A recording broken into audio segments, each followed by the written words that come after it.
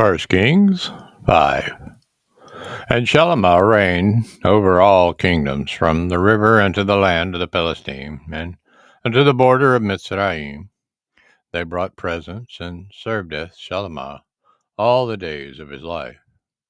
And Shalomah's provision for one day was 30 measures of fine flour, and 80 measures of meal, 10 fat oxen, and 20 oxen out of the pastures, and 100 sheep, beside deer, and roebucks, and fallow deer, and fatted fowl. For he had dominion over all the region that is this side of the river, from Tepochah even unto Gaza, over all the kings on this side of the river, and he had peace on all sides round about him. And Yehudah and Yasharel dwelt safely, every man under his vine and under his fig tree, from Dan even unto Beersheba, all the days of Shalomah.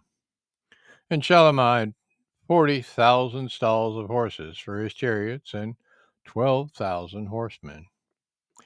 And those officers provided victual for the king Shalomah, and for all that came into King Shalomah's table, every man in his mouth. They lacked nothing.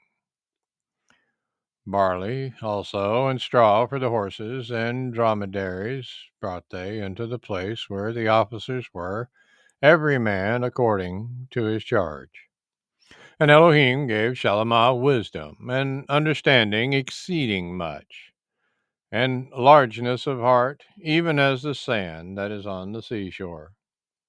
And Shalomah's wisdom exceeded the wisdom of all the children of the east country, and all the wisdom of Mitzrayim. For he was wiser than all men, than Ethan the Ezraki, and Haman, and Kalkal, and Darda, the sons of Machol, and his fame was in all nations round about. And he spoke 3,000 proverbs, and his songs were 1,005. And he spoke of trees, from the cedar tree that is in Lebanon, even unto the hyssop that springs out of the wall. He spoke also of beasts, and of fowl, and of creeping things, and of fish. And there came of all people to hear the wisdom of Shalomah from all kings of the earth, which had heard of his wisdom. And Kiram, king of Zoar, senteth his servants unto El Shalomah, for he had heard that they had anointed him king in the room of his father. For Kiram was ever a lover of David.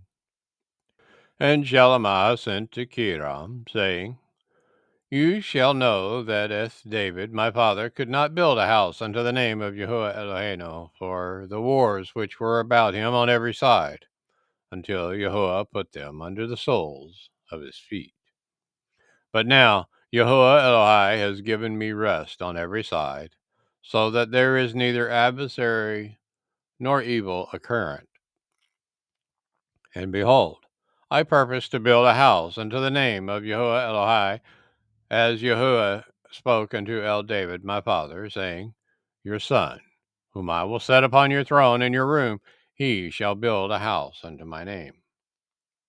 Now, therefore, command that they hew me cedar trees out of Lebanon, and my servants shall be with your servants, and unto you will I give hire for your servants, according to all that you shall appoint. For you know that there is not among us any that can skill to hew timber like unto the Zadanim.